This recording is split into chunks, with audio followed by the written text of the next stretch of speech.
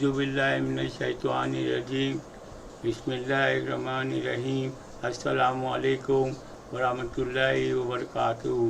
पारस बीवी का प्रोग्राम में पारस बीवी ने मंजूर खेल को पीपल पार्टी का मंजूर खेल को पूछा था तोशा खाना का मसला क्या है, और तोशा खाना का मसला जो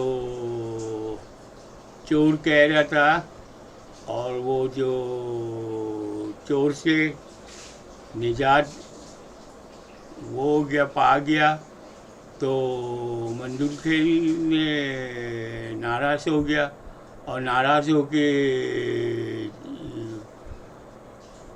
फारिस बीबी को जवाब दिया था। आप लोग भी सुनिए इंशाअल्लाह। बात करते हैं परवेज खटक साहब, पाकिस्तान में सियासी जोड़ तोड़ के माहिर जो सियासतदान जिनके नाम टॉप पर हैं सर, उनमें से एक आपका नाम लिया जाता है।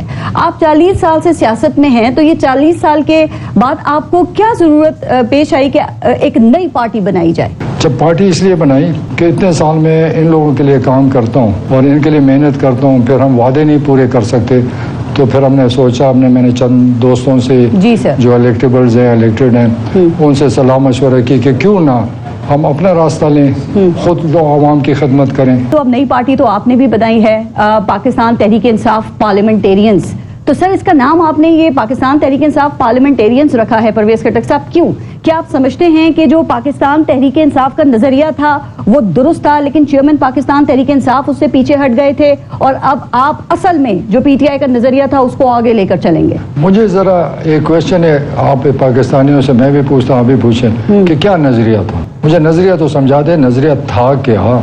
नजरिया था ही नहीं, सिर्फ कहानियां थी जो हम सुनते रहे। सर, आप नजरिए के बगैर पार्टी के अंदर थे, अमल करते, आपको इतने अरसे में अपनी पार्टी के नजरिए का ही नहीं पता चला? मैंने इसलिए पार्लियामेंटेरियन नाम रखा कि मेरे साथ पार्लियामेंटेरियन इकट्ठे हुए हैं, हम पार्लियामेंट जाना चाहते हैं, इसलिए हमने नाम रखा। मुझे एक और बड़ा अफसोस हुआ कि मीडिया ने बगैर सोचे सबने नाम देने शुरू कर दी कि फलाना है फलाना है, और अगले दिन लोगों ने तरदीद हुई उसमें सिर्फ एक आदमी है जिसने हमारे साथ वापस गया हमारे से, बाकी हमारे पास थे ही नहीं। तो सर, जो मेरे महमूद खान के अलावा बताइए कौन सा बड़ा लीडर इस वक्त आपके साथ है? क्योंकि आपने लिस्ट तो लंबी बताई है सर, और ये जो बड़े बड़े नाम हैं देखें, असद कैसर, आतिफ खान, शाह फरमान, शौकत यूसुफजई, शहराम तरकई, ये लोग पाकिस्तान तहरीक इंसाफ का फेस थे, ये आपके साथ क्यों नहीं है सर? मैं आपको बताऊं, कुछ लोगों को मैं लाना नहीं चाहता, लेकिन सर ये शौकत यूसुफजई ने तो ट्वीट किया, उन्होंने कहा उन्हें बाकायदा हिरासा किया जा रहा है कि परवेज खटक साहब की जो पार्टी है उसको ज्वाइन किया जाए। देखिए, जो मर्जी ट्वीट करे, शौकत यूसुफजई शांगला में इलेक्शन मेरे बगैर लड़ ही नहीं सकता। आपने कहा कि कुछ लोगों को मैं नहीं लेना चाहता, लेकिन सर कुछ खबरें ये भी हैं कि कुछ लोगों ने आपको साफ इनकार कर दिया है कि आपकी पार्टी को ज्वाइन नहीं कर सकते, और कुछ ने आपसे कहा है कि हमें सोचने के लिए टाइम दिया जाए। ऐसे ही है, क्योंकि सर साबिक वजीर हिशाम इनामुल्लाह भी शामिल नहीं हुए, उनको तो आप ही पीटीआई में लेकर आए थे। देखो, एहतशाम वो जो है वो लकी का है, सैफुल्लाह से मेरी बातचीत चल रही है, उनका हेड अनवर सैफुल्लाह सलीम सैफुल्लाह है, मेरी मीटिंग हो चुकी है। सर 9 मई के वाकयात को 2.25 महीने हो चुके हैं, और ये एक बहुत बड़ा अरसा होता है परवेज खटक साहब।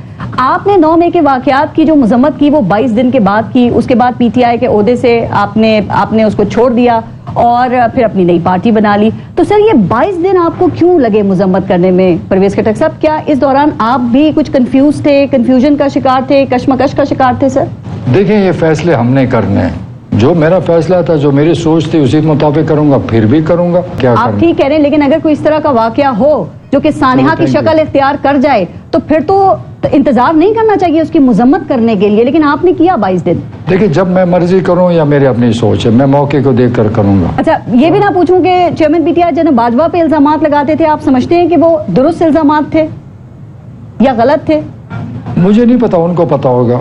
देखिए, इन चीजों पे मैं तबसरा नहीं करना चाहता, मेरी अब नई पार्टी है, आप मेरे से मंशूर की बात करें, मैं कहता हूं इंसाफ होना चाहिए। शख्सियत हैं जो कि टॉक ऑफ द टाउन है, और वो आजम खान हैं। आपने उनका 161 और 164 का बयान पढ़ा होगा, तो आप समझते हैं कि वाकई ये सब उन्होंने कहा होगा? चूंकि चेयरमैन पीटीआई तो कहते हैं कि जी जब तक मैं खुद नहीं सुनूंगा, तस्लीम नहीं करूंगा कि ये सब आजम खान ने कहा है।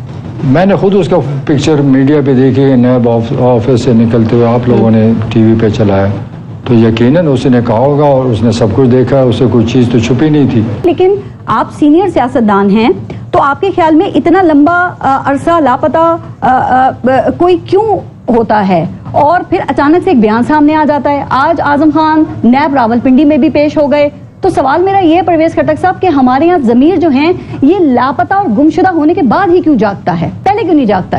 یہ آپ ایسے کریں نا, مجھے اب کیا پتا اس کے دماغ, ہو سکتا ہے وہ لاپتہ نہ ہو سکتا, وہ غائب ہو. سر لیکن عموماً اس طرح کے بیان کہا جاتا ہے نا کہ دباؤ میں دیے جاتے ہیں. وہ دیکھیں نا, وہ اسحاق ڈار صاحب نے بھی تو حدیبیہ پیپر مل میں دیا تھا, اس کے بعد وہ منحرف ہو گئے تھے. تو آپ کہہ رہے ہیں جو کہا ہے ٹھیک کہا ہوگا. آپ کو لگتا ہے اگر یہ کہا بھی ہے تو کیا اس پہ قائم رہ سکیں گے آگے اعظم خان؟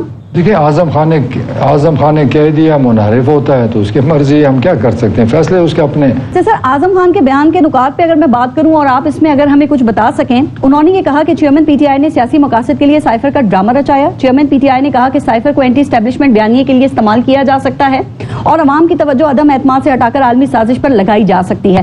سر کیا واقعی ایسا ہوا تھا؟ دیکھیں مجھے تو نہیں بتاؤ, ہم نے تو جلسے میں دیکھا, سائفر کا سنا, پھر میٹنگ میں سنا. سینئر سیاستدان ہونے کے طور پہ آپ کی ذاتی رائے میں جاننا چاہ رہی ہوں کہ آپ نے کیا تاثر لیا سر اس حوالے سے کہ جب یہ سائفر کی بات ہوئی, کیا واقعی یہ عالمی سازش تھی یا چیئرمین پاکستان تحریک انصاف سائفر کی جو تحریر ہے اس کو اپنی مرضی سے سیاسی مقاصد کے لیے استعمال کرنا چاہ رہے تھے؟ کافی بڑا معاملہ جو تھا. سائفر ہوتے ہیں یہ جو ہے ہمارے ملکوں میں ایگریمنٹ ہوتا ہے, اس کو نہیں اوپن کیا جاتا. اچھا.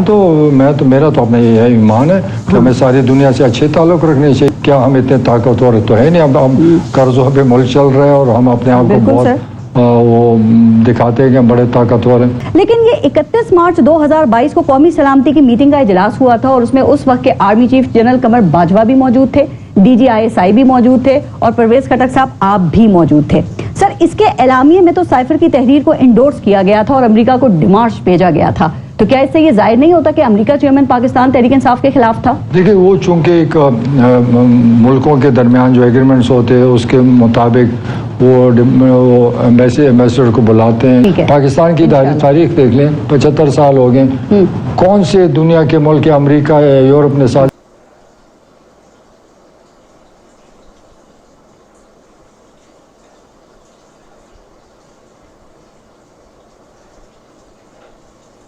ناظرین حوصلہ افزائی کیجیے اور سبسکرائب کر دیجیے اور بیل آئیکن کو کلک کیجیے. انشاءاللہ. اللہ حافظ.